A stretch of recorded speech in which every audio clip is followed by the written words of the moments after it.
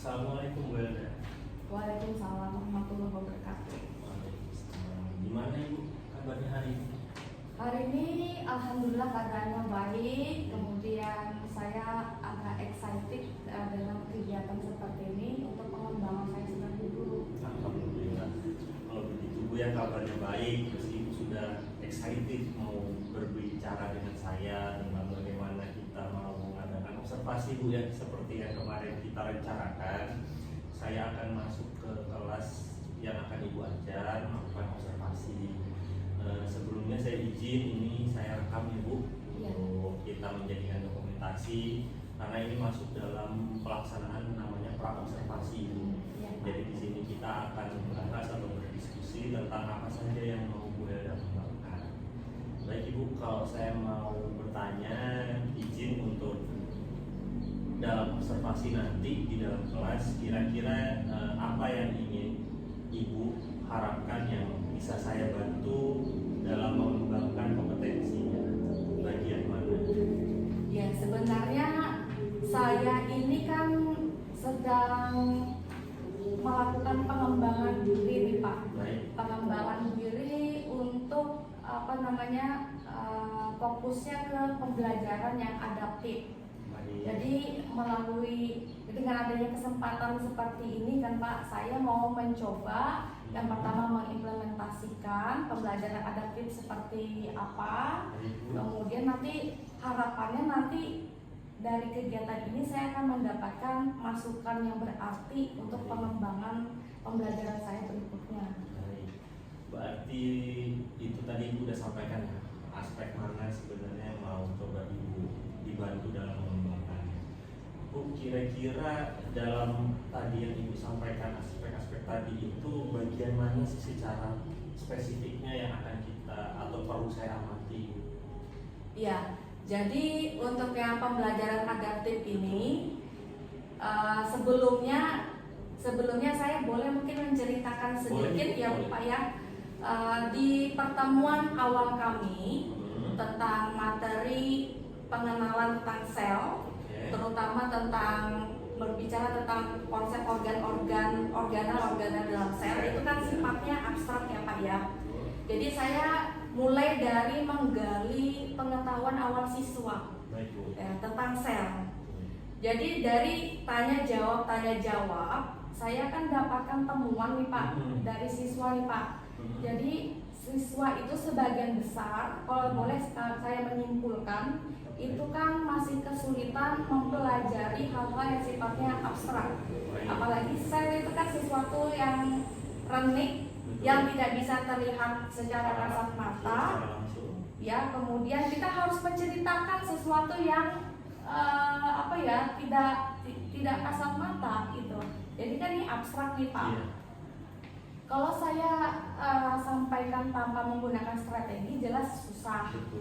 Jadi saya ingin menjembatani antara konsep yang abstrak ke konkret. Makanya untuk itu yang paling sesuai adalah dengan menggunakan strategi analogi. Strategi analogi itu kan artinya kita kan membawa konsep abstrak itu kepada hal-hal yang dikenal siswa dan kehidupan keseharian. Jadi siswa nanti mengasosiasikan antara yang abstrak tadi kepada kehidupan kesehariannya, apa yang mirip dari kehidupan mereka, sehingga mereka bisa lebih mudah memahami konsep tersebut gitu. Jadi menggunakan strategi analogi. Kemudian mungkin sintak yang cocok untuk digunakan itu adalah discovery learning. Iya. Untuk sintaknya Bu ya. Jadi mungkin fokus untuk pengamatan kita nanti Pak, nanti di prosesnya itu tuh kan siswa akan melakukan generalisasi.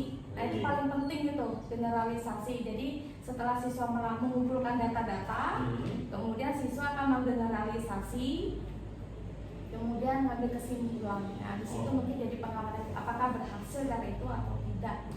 Berarti dari abstrak Ibu mau konkretkan dengan strategi analogi, dengan sintak yang mungkin bisa dilaksanakan adalah dengan discovery learning. Seperti itu Bu ya.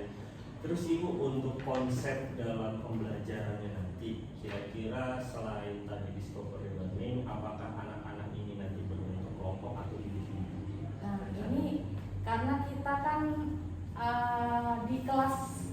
mau saya ajar ini kebetulan ada siswa ABK. Oh iya. Ada siswa ABK. Dengan kekhususan itu tuh keterbelakangan mental ringan. Oh iya. Nah, kita kan mau siswa itu semua merasa berhasil dalam pembelajaran nih Pak. Bahkan untuk siswa ABK pun nanti dia merasa mampu kalau dia nanti mengikuti pelajaran saya. Jadi tadi pertanyaannya gimana? Maaf Pak ya. Kira-kira dalam tadi strategi yang Ibu mau sampaikan atau membawakan, kira-kira untuk anak-anak ini dibentuk proses pembelajarannya apakah mereka di individu atau di kelompok? Oh iya itu, jadi karena ada ABK tadi lebih cocok anak itu kan bekerja secara kelompok. Oh iya. Ya. Jadi nanti anak yang ini akan dimasukkan ke dalam kelompok yang heterogen. Oh iya. Ya, di sana saya pastikan anak itu nanti akan bergabung dengan siswa mungkin yang lebih mudah paham, tapi dengan level sabar mungkin supaya mudah mengayomi kan. Begitu juga dengan kelompok-kelompok yang lain. Jadi nanti setiap kelompok itu punya tantangan yang sama. Karena kan satu kelompok heterogen.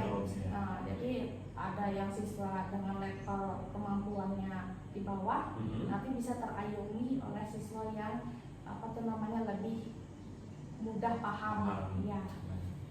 Jadi sepertinya Ibu tadi sudah dari data hasil kesiapan belajar atau kesiapan awalnya sudah siap ya Bu ya, dengan data-data tersebut akan dibuatkan kelompoknya heterogen.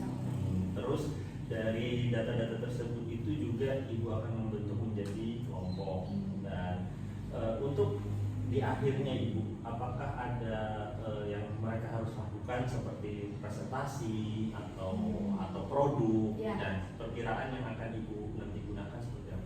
Ya, jadi nanti setelah anak-anak nanti menggeneralisasi, mengambil kesimpulan dari data, itu nanti ada produknya, mereka itu nanti mempresentasikan hasil. Supaya apa?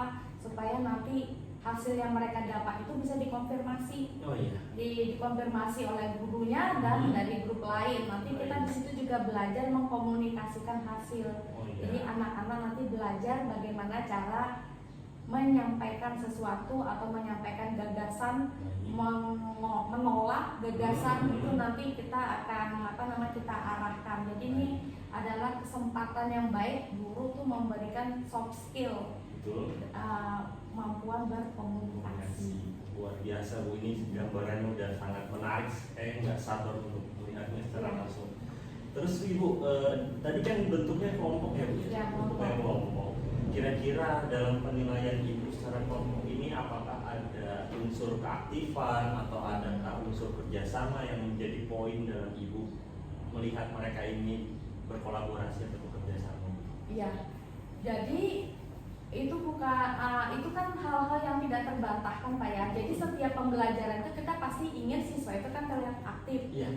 Jadi kalau kita ingin tahu apakah pembelajaran kita berhasil atau tidak, bukan cuma dari segi produk yang bagus, tapi kita melihat apakah siswa itu tuh enjoy mengikuti pembelajaran kita gitu. Kita bisa melihatnya itu tuh dari segi apakah siswa itu tuh aktif dalam kegiatannya, tidak melakukan hal-hal yang di luar relevansinya dengan pembelajaran.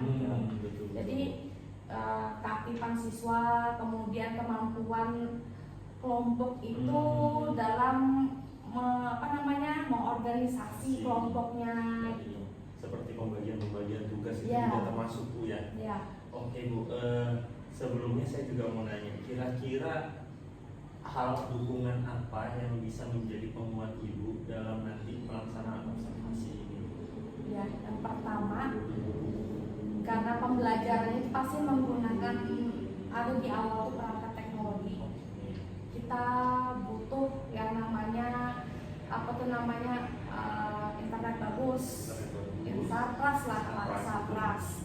Kemudian dukungan lainnya tentu saja saya butuh dukungan juga nih dari kepala sekolah, bimbingan beliau kan. Kemudian dari dari Pak Jati sendiri mungkin bisa memberikan saya itu masukan yang berarti supaya nanti langkah yang saya lakukan itu tuh dalam pembelajaran itu memang benar gitu, bahwa itu memang pembelajaran yang adaptif, bahwa itu memang sesuai untuk siswa saya itu. Jadi seperti itu Pak. Baik, luar biasa Bu. Jadi tadi sudah digambarkan dukungan-dukungan yang diperlukan. Nah, dari harapan apa sih yang Ibu bisa lihat dari observasi yang nanti akan kita lakukan ini? Harapan apa sih yang Ibu Ya, capai? ya, yang pertama karena Pak Jati nanti akan mengobservasi, Betul. saya butuh feedback. Baik. Ya, saya butuh feedback. Kemudian apakah pembelajaran saya ini dari sudut pandang Pak Jati sendiri, Observasi. apakah sudah sesuai Oke. ya, dengan yang saya usung tadi, yaitu pembelajaran yang adaptif. Jadi harapannya itu. Yang kedua, ini kan adalah bentuk best practice seorang guru Pak ya, Betul. ingin mengembangkan kompetensinya. Baik. Jadi harapannya mungkin dari kegiatan kita ini nanti ada tindak lanjutnya, misalkan berupa adalah sedikit praktik baik gitu lah Pak, Baik. untuk mendiseminasi ke Betul. guru-guru lain gitu lah Pak. Ya seperti itu. Luar biasa Bu. Belum saya tanya tindak lanjutnya, Ibu tadi Oh, sudah gitu. coba. Luar Ya, biasa, ya. luar biasa. Berarti Ibu sudah berpikir dengan panjang. Jadi nanti rencana tindak lanjutnya itu seperti apa? Luar biasa. Mungkin nanti menjadi best practice yang bisa didiseminasi kepada rekan-rekan yang lain. Iya. Baik Bu Elda, ini semua percakapannya luar biasa. Saya sudah memahami apa yang perlu nanti dikembangkan dari Bu Elda, Iya. tujuan pembelajarannya dan lain-lainnya saya sudah memahami. Dan semoga nanti di hari yang kita sepakati untuk observasi tidak ada halangan ya Bu ya. Insya Allah, Jadi mudah-mudahan. kita bisa berjalan dengan lancar. Mungkin itu saja Ibu. Ya. Kurang lebihnya saya mohon maaf.